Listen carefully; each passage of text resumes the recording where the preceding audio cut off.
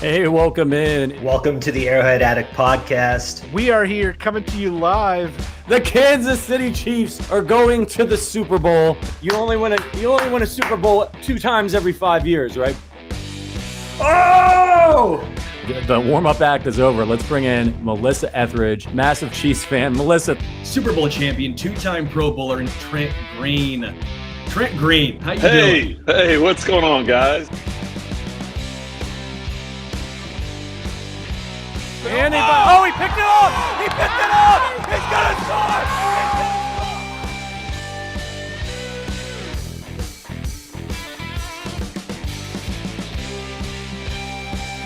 And we'll see you next week. But until then, as always, go Chiefs. Welcome into the Arrowhead Addict podcast. I am Sterling Holmes with a little special edition AMA. Matt Connor is out. Was listed as doubtful, but he is out. Full transparency, he gave me time. It's okay. I just thought it'd be kind of fun to do an AMA with all of you guys. Any questions you have from that post-Bills game and a kind of a look ahead as the Chiefs take on the easier stretch in their schedule. They face the 3-10 Patriots this upcoming week. But I want to give you guys a chance to get some of your frustrations out as well. I want to start first and foremost here. The sky is literally falling as a tile at Arrowhead literally fell during a Chris Jones post-game presser. If that's not an indication of how this season has gone, I don't know a better one. Sky literally falling, I guess is maybe Sky more if he literally fell on a route, which I'm pretty sure has happened multiple times this season. But Chris Jones, the veteran that he is, decided to end his presser early as the tile fell. Good move from CJ95. But I want to start first and foremost with the call. Okay, I know a lot of you guys have heard some thoughts already. I'm sure you have your own thoughts. I'd like to get my own thoughts out there. First and foremost, are the refs to blame? Is Kadarius Toney the one to blame? If you're having a hierarchy of who's to blame more, it's got to be Kadarius Toney. Is it a call that typically happens? No. I looked at it 12 times. 12 times this season. It made me laugh because they actually called an offensive offsides later on in Sunday Night Football against the Eagles. And guess what? That one was not offsides on the offense. When you take out the tush pushes, there's been, 3, maybe 4 offensive offsides all season long. End of the day, let's be real now.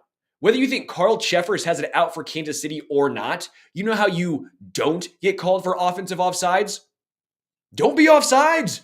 Don't get me wrong. Is it a call that almost never gets called? Yes, you bet your ass it is. But again, Toney, what are you doing? I get the reports and the back and forth of Andy saying, no, he didn't check in. And you see the video come out and Toney did. But what Toney did was go through the motions. Kadarius Toney went up into the spot, looked over, did not give the ref enough time to discern whether he is or is not. There's no chance for him to say yes or no. And what happened? He's offsides, and it finally gets called in a crucial moment. And oh, by the way, come on now. I laughed and said Carl Cheffers was thrilled that was the end result, but it wasn't because he knew what was going to happen. He threw the flag at the very beginning of the play. He had no idea he was going to go for a touchdown. All we know is it could have been an incompletion. Of course, it has happened to take away from Travis Kelce's greatness, one of the most beautiful plays you will ever see. Part of my mind thought, you know what? I wonder if Travis Kelce saw the flag. You know how you think it's a false start, so you think it's a free play? I know he was on the other side, but these guys have incredible views. They know what to look for. So I wonder if that's why we saw the crazy lateral from Kelce to Toney to begin with. By the way, Toney celebrating, probably knowing full well that penalty was on him. Wild to me. Wild. Can't get over that. Once again, if you're having a hierarchy, be mad at the refs all you want. I know I'm upset about a call that rarely happens.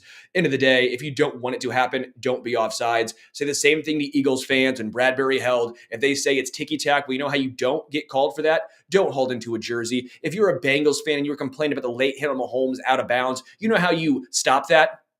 Don't hit them out of bounds. It's the same thing. Whether you think it's ticky-tack or not, there is a clear-cut way to avoid this, and that is how you do it. Charles Barton. Wow, that's the nicest comment I've ever gotten, I think. This dude is the most unhateable talking head ever. I try to hate the Chiefs, but this guy rules. Appreciate you. Jalen Butler says this is part of the reason why he didn't succeed in New York. KT is an amazing talent, but he doesn't do the little things great. Yeah, we've seen that time and time again. 2 games, Kadarius Toney has cost the Chiefs this season. First game against the Lions, this one here. He's probably the most talented wide receiver, him and Rashee Rice. The issue is KT, the 6 inches between the dome. You got to get it figured out. And I love Andy Reid trying to take credit. He's saying, come on, he's a young guy. He's learning. You're in your third year, deciding if you want a 5th-year option or a second contract. If you can't line up correctly, you got bigger things going on. Oregon Fishing says, guarantee you if Andy ran the way easier offenses that other teams do, they would look better. Oregon Fishing, man, I'm not going to lie, man. I thought the same thing, and I thought the Chiefs figured something out. That Raiders game, second quarter to fourth quarter, what happened? The Chiefs put up 31 points. What did they do? It wasn't explosive plays. It was being smart. They were efficient. They took care of the football. They put up 31 points in 3 quarters. That's not with Tyreek Hill and the 50-yard bombs. It was Mahomes making the smart play. The receivers not dropping the rock. If they can put up 31 in 3 quarters without having to try and force the ball in places they don't need to be, without trying to hit MVS on a deep ball, which newsflash is not going to happen, why stop? You are effectively running the football. And oh, by the way, Wanya Morris, which we'll get to a little bit later because Wanya Morris is a great run blocker, keep running to his side. I get so frustrated. It seems like the overthinking. I'm not saying I know more than Andy Reid. I'm telling you what I see. And what I see is a team effectively moving the ball on the ground, taking what is given, and they go out of it for some unknown reason. Is it the players? Is it the coaching? I'm befuddled by this. I see some more comments here. One from Christopher. Appreciate you, Christopher. Says, why not bench Sky and MVS? I'm with you. I would totally do that. Sky Moore, at this point, is a slot receiver who's being forced to play on the outside because Rashee Rice is so much better in the slot. There's no room for him. I guess what it comes down to in my mind is who else you going to put in?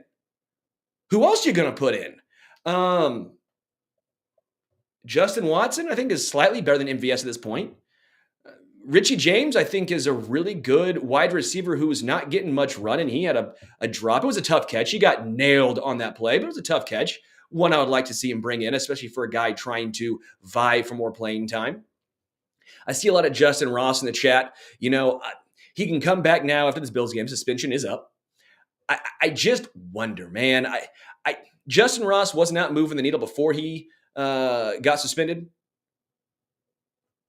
Why do we think him sitting 6 weeks, all of a sudden he's going to be the savior? Don't get me wrong. I'd love to see it. I'm not trying to be a hater here. I'm trying to be realistic. Justin Ross is a big-bodied guy who in his limited action, again, there's the caveat, limited action, did nothing. He looked confused on that one red zone the one red zone throw he got. He got spun around like a pretzel, looked like MVS on a deep ball. But again, I would try anything compared to what we're seeing right now. Again, if it were me, give me Rashee Rice, 85, 90% until the wheels fall off, baby. Okay? As long as Rashee Rice can breathe, as long as that dude is in shape enough, has enough energy, throw him out there every single play. I don't care if you think he doesn't know the plays, because clearly MVS doesn't either. Give me Rashee Rice out there as much as, give me the most talented dude out there. And quite frankly, I know we're all mad at Kadarius Toney. I still want to see Toney out there more. Toney's going to be prone to a drop here and there, to a boneheaded play. We know this. But the talent makes it worth it, at least on this current construction of the roster. I want to see more Toney. I don't care. I understand they're trying to save him for the playoffs and the injuries and the boneheaded plays. But if MVS is going to not know where to be, if Sky Moore has shown nothing, if the one game he used Justin Watson as the wide receiver one was extremely ineffective, then you're not going to use Richie James for some unknown reason. At least get a guy who can get open. I get it, David Potter. Tony can't catch a cold.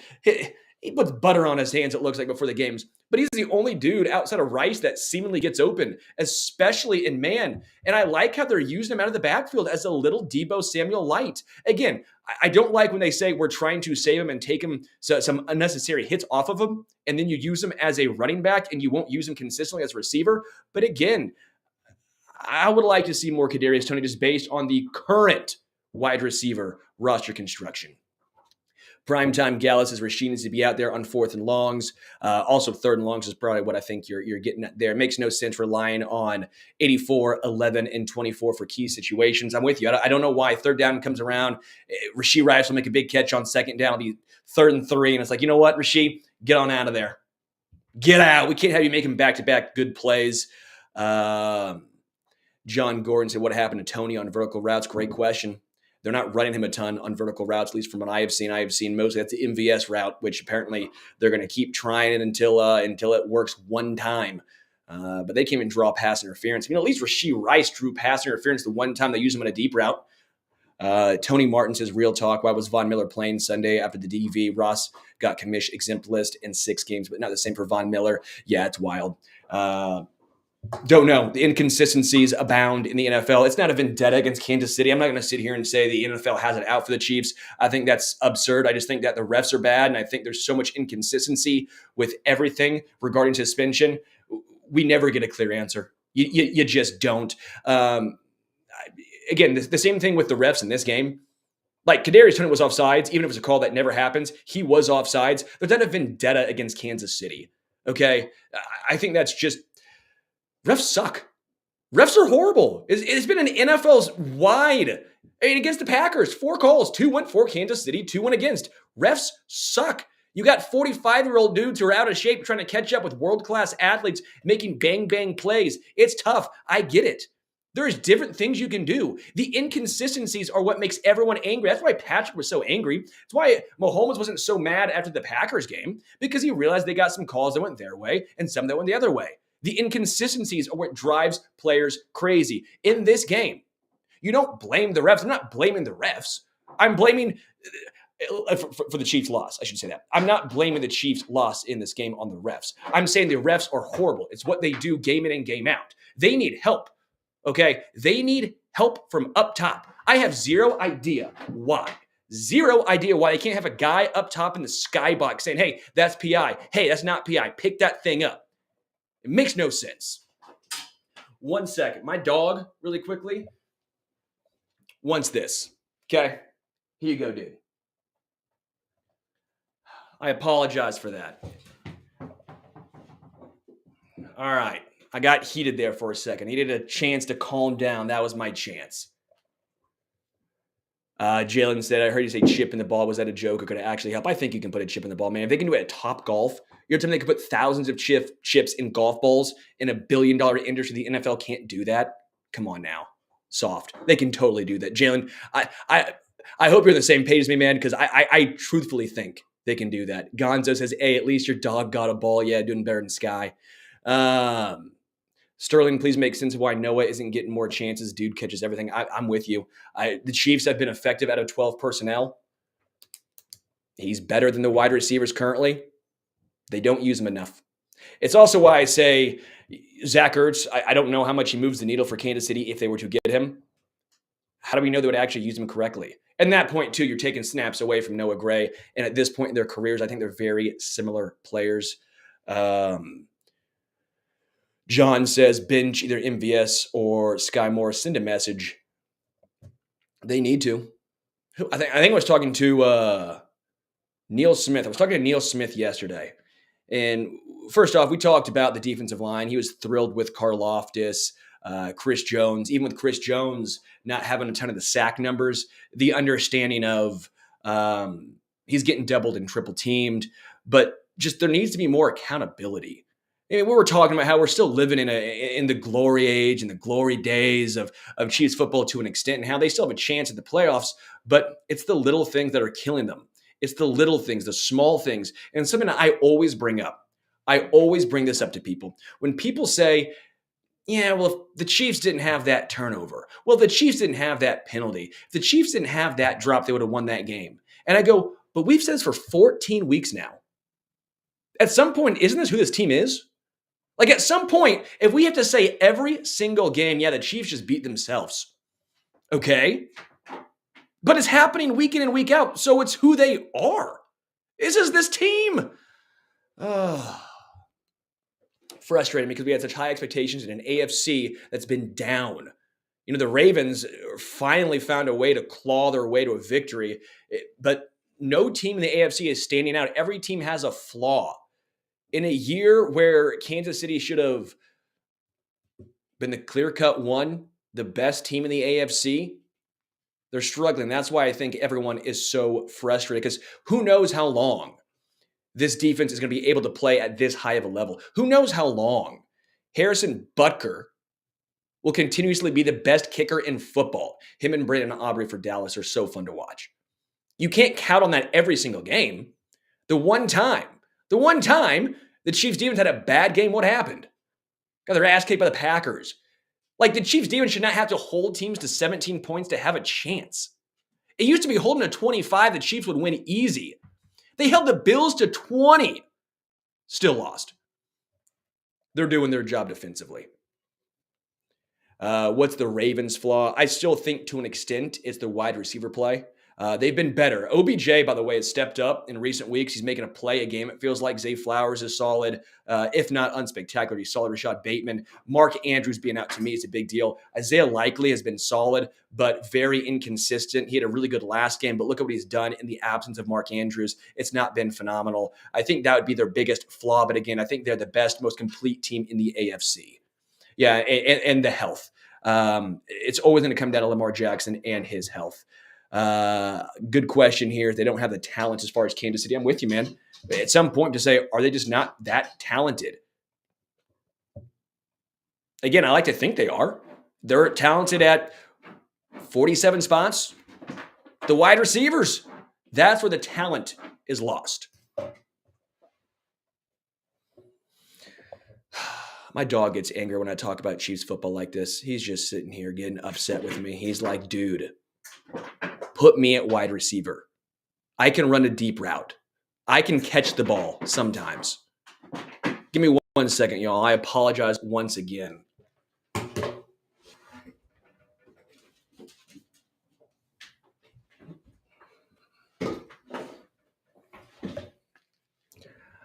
I have these shelves, and he likes to put it underneath to get my attention. Maybe that'll get Andy's attention to switch the wide receiver room out. We'll put the football underneath some shelves. I see Deshaun Jackson. Deshaun Jackson's intriguing. I don't know how he is still this athletic and this fast at this age. I know he just retired. To say I wouldn't like to see it would be an understatement, but the fact we're talking about Deshaun Jackson in the year 2023 to be the savior, that shows you the lack of trust, the lack of talent, the lack of ability at wide receiver. He's not a golden retriever. He is a Cavapoo, Cavalier King Charles, and a poodle mixed. He's got big ears, big heart. That's about it. Good dude, though. He's a good dude. I want to get back to Wanya Morris really quickly because I think he has been a bright spot in a game that's been marred by disappointment. Wanya Morris, I'm all in now. I know Matt Connor and I disagreed to an extent, right? We disagreed to an extent. I said I loved Wanya Morris. That's my favorite draft pick, but I didn't want to see him this year. The reason being, I like the consistency we had saw on the offensive line while Donovan Smith has an issue with penalties. You know what you're getting from him. With the rookie left tackle, you don't know what you're getting. Wanya Morris has been very impressive to me in limited action. He's a very good run blocker. Pass protection is going to be a little bit of a work in progress. I'm not going to believe everything PFF says. I think PFF got this one wrong. Keep running to his side. Clyde looked fine. Like, Clyde looked good. He was turning out 5 yards a carry for a big chunk of that game, and they stopped running towards Wanya Morris' side. I have no idea why. Jerick McKinnon's touchdown run, where was that to? Wanya Morris. I think he just took a grown man's job. Donovan Smith is a fine swing tackle. He's a fine veteran guy in case of emergency. But at this point, I want to see Wanya Morris the rest of the season. There's more upside. We haven't seen the penalties, and he's a better run blocker. I am all in. See a question here saying, would we have been better spending the money on Hopkins rather than our right tackle? Yeah. Yeah, I was wrong there. I was not a fan of Jawaan Taylor, by the way. If you remember all the way back when they signed Jawaan Taylor for that contract, I said, what are the Chiefs doing? People called me an idiot because they said, well, right tackle is just as important as left tackle. I said, yeah, sure. They both face the same edge rushers in today's NFL, but guess what? Look at Travis Kelce. Would he be paid like a top wide receiver if he was labeled a wide receiver? Yeah, he would. But guess what? He plays tight end, so you don't pay him like a wide receiver. Because he's a right tackle, you don't pay him like a left tackle. You don't be the team that resets the market. The Chiefs did. And what we've seen so far has been a fine right tackle, slightly above average, honestly. But the penalties have brought him down to playable, but at times, the issue for the offense. This team is not explosive enough to make up a 1st and 20. They're just not anymore. It's crazy to think about. But when you get to 1st and 20, it's quick kick. It's quick kick. Call up Dustin Colquitt back in the day. 3rd down. Get a quick punt in there. See if you can get some extra yards. I mean, this team offensively is not explosive. They can't handle these penalties, which is why, again, I think Wanya Morris can be a little upgrade over Donovan. But Jawaan Taylor, this can't happen. This cannot happen, and you're right. Because of that contract, and to an extent, Chris Jones holding out for as long as he did, kept the Chiefs from getting some wide receivers. I don't know if DeAndre Hopkins, how much he fixes, quite frankly. He does this year. That second contract, that was a 2-year, $26 million contract. That was going to be the holdup to begin with. That second year for him was going to be, it's going to be tough. It was going to be tough. See a question here from Woozy Guy. Jet is really good at sliding through the smallest of gaps. Sneaky, elusive. Dude, all in. Jet McKinnon. I did not think he was going to play a ton in this game. Clyde started. McKinnon finished. It was really nice to see. I love Pacheco, but the Chiefs really do right now have a nice stable of backs. Believe it or not, I think Clyde's played, honestly, serviceable. But McKinnon being healthy and being used more has been so fun to watch. That's one hope I have as the season gets to the tail end and heading into the playoffs. Getting McKinnon more involved might be the offensive secret sauce to get it going. Got a super chat here from Flapjack City. Always appreciate you, Flapjack City. It says, after Kadarius Toney 2 inches off sides, I realized my wife lied. Inches do matter.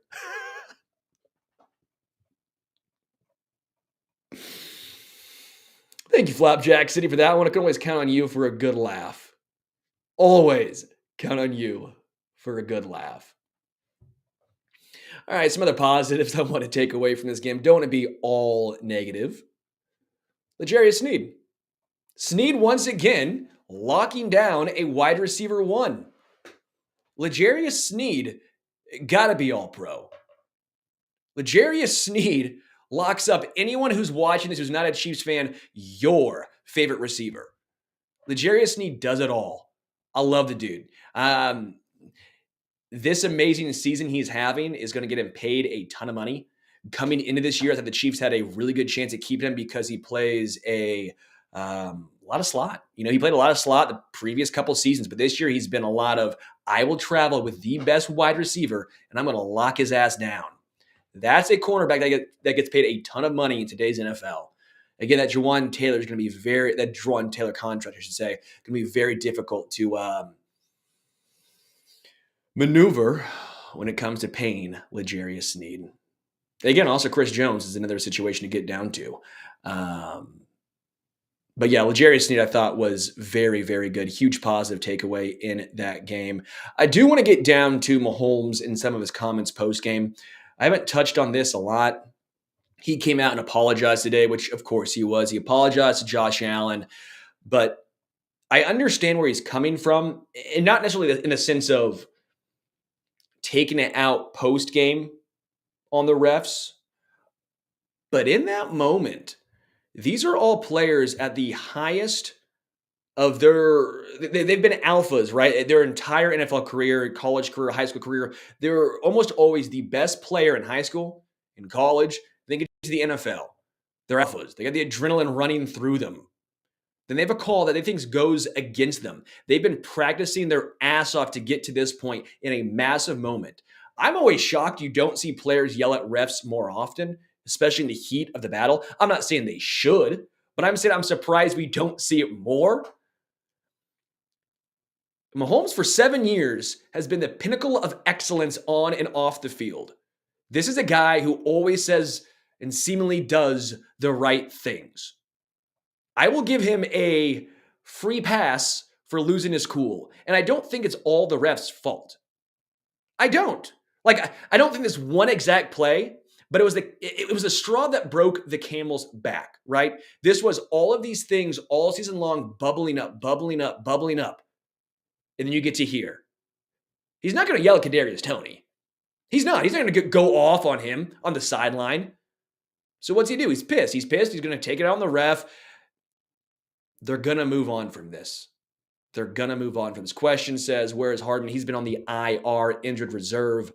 Joshua Clayton says, I love that fire from Jones on the sideline. I do too. Getting into it with the coaches. They needed something. They needed a spark, and the defense actually from that point on was electric. They were great. Donnie says, who cares? Yell at a ref. Who hasn't? I mean, I'm with you. But you will use this as, again, I don't think it's a great look, but I'm saying it happens. If you've seen me in my men's league basketball, I try and keep my cool too, but I have a call that doesn't go my way. You better believe I'll give a little bit of, come on, man. Come on. Like, you want to win. And that's basketball men's league at age 29, not the NFL, a game against your AFC rival, the Bills. Like, I understand dudes losing their cool. Will Hardman and Pacheco be back for the playoffs? Angry Drunken German asked. Yeah, I'd assume both would be. Pacheco, it's his shoulder, the same shoulder he had offseason surgery on. I hope they just let him rest. Okay, I'm not worried about the Chiefs missing the playoffs. So at this point, get healthy. You ain't getting the 1 seed.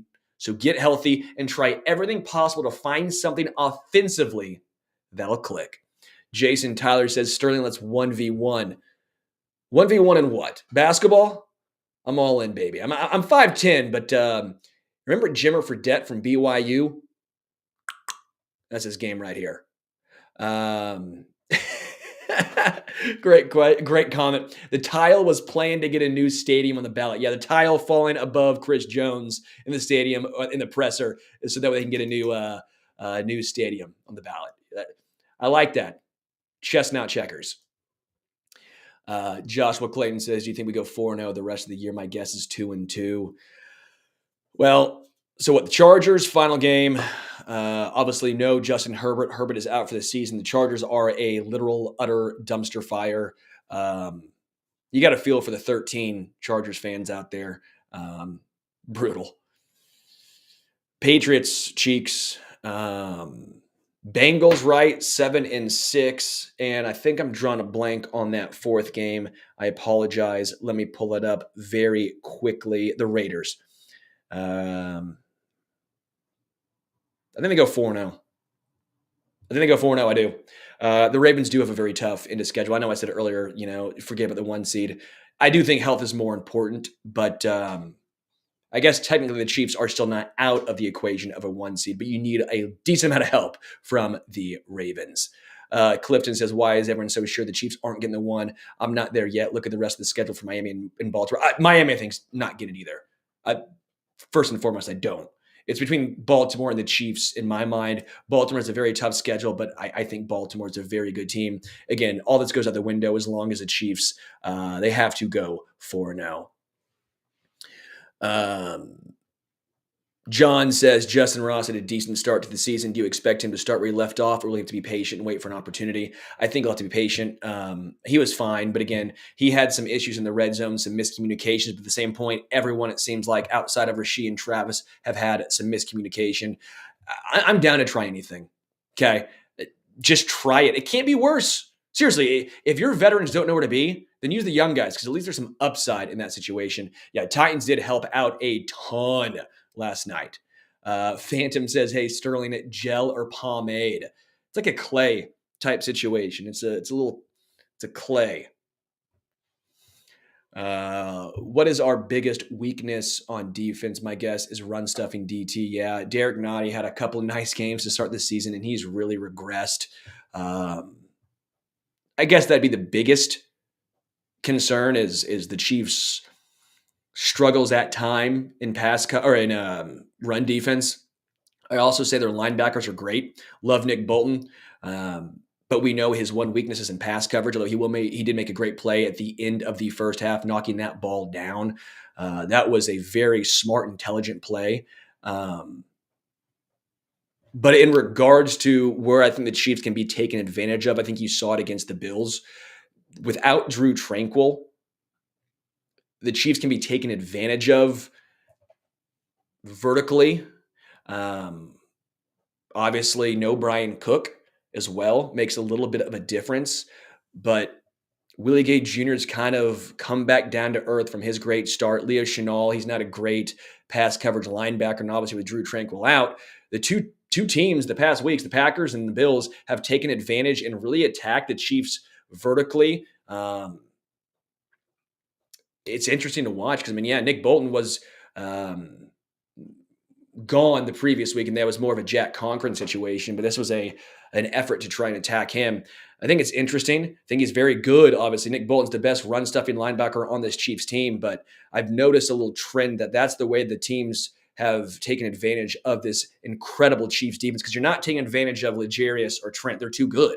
So what do you have to do? Find other ways, and that's the way they've been attacking the Chiefs the past 2 weeks, and I actually expect that to continue. Brian Cook maybe back into year. Not a guarantee, but it sounds like he avoided. I have no idea. That your ankle's not supposed to go that way, man. Your ankle is not supposed to go that way. He's probably going to be back at some point tail end of this year, which is absolutely wild, but that still is crazy to me. If he does not come back, I would not be surprised. John Satterfield asks, what happened to the guy we got from the Raiders, Neil Farrell? That was offseason, OTAs, preseason. He hasn't played at all. He's typically a game day inactive, right? He's in the 53, but not in the game day 46. John Gordon says we need Tranquill and Bolton at the same time. Yeah, that's the best. When they have Tranquill and Bolton at the same time, that is their best. What you've seen a lot of teams do without Drew Tranquill, or even with Leo on the field, they're running a lot of 12 personnel. So you saw it against the Bills where they put Dalton Knox, who of course has come back off of IR this week to face the Chiefs. You put Dalton Kincaid and Dawson Knox in the field at the same time. So what did the Chiefs have to do to try and mirror that? Well, then they go out of their base package, which they don't typically run a lot of, which is 4-3. So then what you have is a lack of a secondary player out there, a better coverage player, and now you have both Nick Bolton and Leo Chenal on the field at the same time. So that way the opposing team can take advantage of one of those guys in pass coverage. It's interesting, and it's also quite frankly why I wish the Chiefs run more 12 personnel with Noah Gray and Travis Kelce. But again, that apparently is me yelling at a brick wall. Any more questions here I want to get to? Yeah, Angry Drunken German nails again. Include Gray and more 12 personnel instead of 4 wide. Include more Hardman manufactured touches. I'm sure that'll happen once he gets back off of the IR. Run the football. Our run blocking no longer sucks with Morris. ADG. Same page yet again. See if there's any more questions here that I need to hit on. I apologize. I am doing my best to hit all the questions you guys have. Everything shows up on one side. When you get Matt Connor here, it's easy because he can be talking, I can be looking. But when a man's got to do it all, it makes it a little hard. By the way, I know Richard's back there. He's still a little sick, so I'm hoping he feels better. We normally do a must list on this show. I'm not going to bring him on because he wasn't feeling great. So I want to give you guys a heads up. It's almost Christmas time, right? Almost Christmas season. Go see Socks by J.D. McPherson. Go listen to Socks by J.D. McPherson. I went last night to Knuckleheads. If you are from Kansas City and you've not been to Knuckleheads, it is the best music venue in the city. Uptown's probably my second favorite, but I absolutely love Knuckleheads. Had a blast. Went to Jay Rieger beforehand. It's not your grandpa's Christmas music. And while they do play stand-up bass and the drummer does play traditional grip, it's unique. It's fun. I could not recommend J.D. McPherson more. So there's my must list for all y'all out there. Again, AMA, I'll do a few more minutes here. If anyone has any more questions, I'll try to hit as many as possible here. Luke says, missed the beginning of the chat. Why do I feel like we are a team making excuses versus taking accountability and fixing the problems? Do you feel the same way? Yes, 100%. It's why I said I feel like every single week it's, if we didn't have that drop or if we didn't have that penalty or we didn't have that turnover, we'd win this game. But if you do that every single week, that's not the outlier, okay? The outlier is playing a clean game. So where's the issue? Is it coaching? Is it the players not listening? Is it the players aren't coachable? Like there has to be a disconnect somewhere. I don't know where it's at. If I knew where it was at, guess what? I wouldn't be doing this and I'd be on a coaching staff somewhere. But Luke, I'm with you. They got to be a little more accountable for their actions. Let me see. Zach Ertz, Travis Kelce, 12 personnel would be sweet if we pursued him, says Mitchell Johnson. I'm with you, man. But again, I keep going back to, I want to see more Noah Gray. We aren't seeing him as much as I would like to see more Zach Ertz. What has this coaching staff told us that we would see a lot more 12 personnel? Because I think Noah Gray's been good. And at this point in their careers, how much of a difference are there between those two guys? If you're running 13 personnel, that's great too. Blake Bell is not doing anything at this point for me. I know he's still a good blocker, but they don't really use him. I'm not saying I wouldn't like to see Zach Ertz, but in the grand scheme of things, just with how the Chiefs already lack of using Gray as much as I would like to see, I don't know how much more Zach Ertz moves the needle. Clifton says, all right, traditional grip on drum set looks really cool. My favorite drummer is Dave Weckl. Hell yeah, Clifton. I knew you're a good dude. Brant says, maybe it's Nagy. Good point. I was talking to Nick Lowry today, and he kind of brought that point up as well. Not basically blaming Matt Nagy, but just wondering if there's a disconnect coaching-wise. You're seeing some issues with the Eagles, right? With especially defensively with Jonathan Gannon leaving, right? You're seeing the issues of guys are the same, players are the same, scheme's a little different. And what's the Eagles' defense done? They've regressed. Maybe there is something to that. Maybe with Matt Nagy, we're seeing a little different schematic than schematic scheme, I guess, or something schematically different than what we saw with Eric Bieniemy. Again, we're spitballing here. I'm not saying Bieniemy is the secret sauce to everything, but I think it's fair to wonder. Andy Reid's the same, right? He's going to have 51-49. We know he's the play caller. We know that he's going to have the final say in everything. So the head chef's the same, but the sous chef is different. How much input, how much of a difference does the sous chef make? And I think that's what we're all wondering right now. James says this last week's game is this year's Chiefs in a nutshell. Too many penalties, drops, and mental mistakes. Yeah, we've said it every single week. Every week, man. And that's why I said this is who this team is. Ollie, appreciate the comment here. Says the Arrowhead Addict over KCSN. We do like the fellows at KCSN, but we do appreciate you liking us just a little bit more. That is very kind to you. Thank you.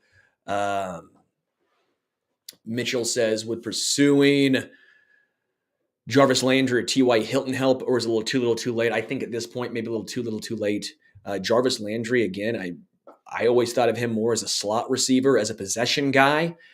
And Rashee Rice has been so good there. And then I think you're adding to the conundrum of having too many slot receivers and not enough input on the outside. T.Y. Hilton, I think, could play more on the outside, but look at his career numbers. They've progressively gone down. He's been injury prone. I don't know how much more T.Y. Again, the name's great, and I love T.Y. Hilton. Loved watching him, but I don't know how much he moves the needle at this point.